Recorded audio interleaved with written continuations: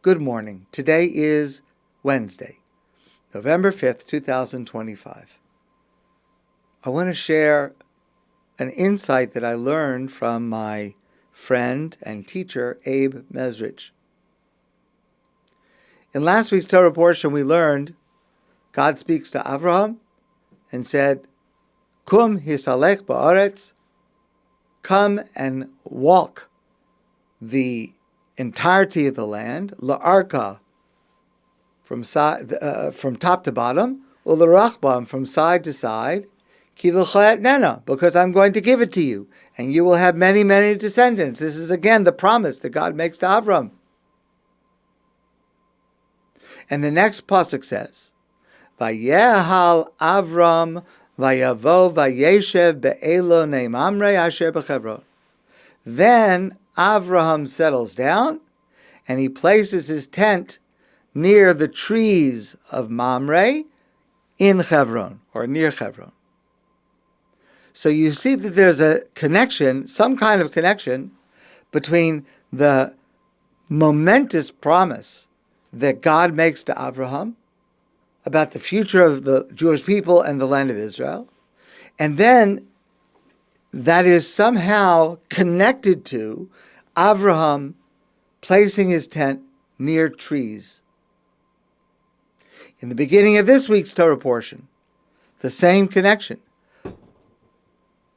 Avraham sees in the distance three strangers. He invites them in. V'hu omed alehem tachas ha'etz vayochelu. Avram prepares and serves them a meal, and Avram stands as a servant under the tree while they eat. Again, this visit of these three strangers, which we know are three angels, is connected to being under a tree.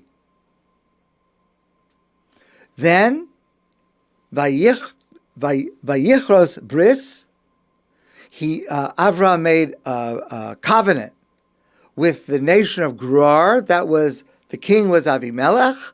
They made a friendship pact. Vayita Eitzel bever Sheva, and to mark that relationship of peace, Vayita Eshel, they planted a tree near Beersheba.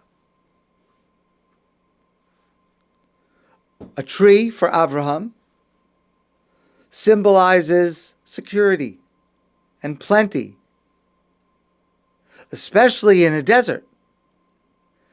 It implies security and trust and comfort because of the ability to live with the water that is providing the tree and the fruits that the tree provides and the shade that it provides.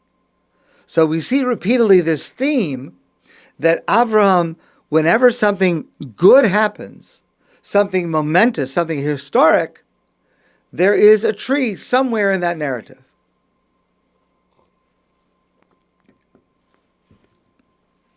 And then later in this week's Torah portion, God asks Avraham to give up the one thing that is most dear to him in life, to sacrifice his son, his only son, Yitzchak Isaac. And now the Torah says when Avraham is confronted with this troubling command, because it goes against everything that God has said and everything that he knows that God values. Vayibaka atse ola. Now Avraham cuts the wood into pieces. Vayelech el hamakom, and goes to the place that God commanded. Vayakam Avraham es atse ha'ola vayasem al Yitzchak beno. And Avraham takes the pieces of the wood. They're no longer complete entire trees that are providing support and security and comfort. Now they're broken pieces. Broken pieces of wood that are now arranged to create the altar on which Avraham believes he is required by God to sacrifice his son Yitzchak. Vayaroch es ha'etzim, and Avraham arranges the pieces of wood. Vayekad es Yitzchak beno, and he places his son Yitzchak on top of these broken pieces. So now, when Avraham is not comfortable, not secure, the pieces are broken, the trees are broken. Because this request takes away his security. It takes away his trust. It takes away his comfort. But he does it because that is what Avraham is willing to do to serve God. Even if the pieces are broken. Even if we do not have security. Even if we do not have comfort. Even if we do not have a sense of trust. This is how to serve God. Much later in the Torah, God will say, when the Jewish people have left Egypt, and they will build the Mishkan, the sanctuary, and later that will become the Beit HaMikdash, the Holy Temple in Jerusalem. There God says, V'ha'esh al mizbeach tukad bo, lo sichbeh, the fire on the altar shall burn continuously and never be put out. Ubir aleh kohen eitzim baboker baboker. Every morning the Kohen will place pieces of wood, broken trees, v'arach aleh ha'olah, and place upon it the sacrifice, v'hiktir aleh, and offer this on top of the broken pieces of wood. Later, God commands and shows that the promise of security and the promise of closeness with God and trust in God and the promise of comfort comes from broken pieces. It's not just whole trees, tall trees that give protection. The broken pieces can also give protection. In other words, you give up the security of your life for God if you use the broken pieces to serve God on the altar. You gain the security of life with God, of the connection between man and God that comes through the service in the temple, in the Mishkan, in the Beit HaMikdash. You know, in life, we navigate life. Sometimes we take shortcuts. Sometimes we take financial shortcuts. Sometimes we take other shortcuts.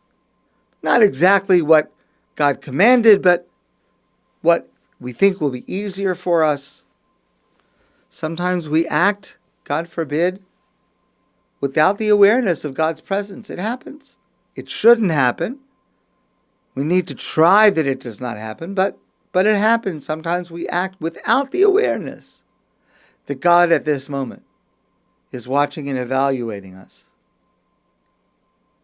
But here's the thing. It doesn't work. You try to take shortcuts in serving God, it doesn't work. It doesn't work.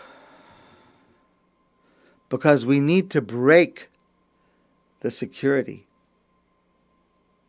that appears to us.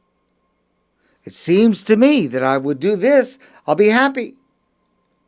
But if it's not what God commanded, it's not going to bring happiness. It's not going to bring security. Real security only comes with life with God. A life with the awareness of God's presence at every moment. And the truth is, when a person gains that, there's nothing like it in the world. To be able to go through life with the feeling, certainty that they are living with God, the pieces can be broken.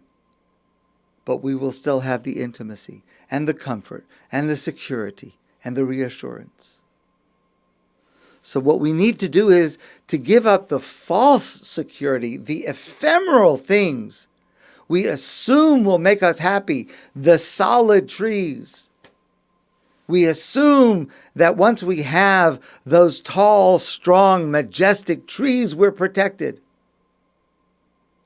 When we have material plenty, when we can figure out how to navigate this life without following God's rules. But that's ephemeral.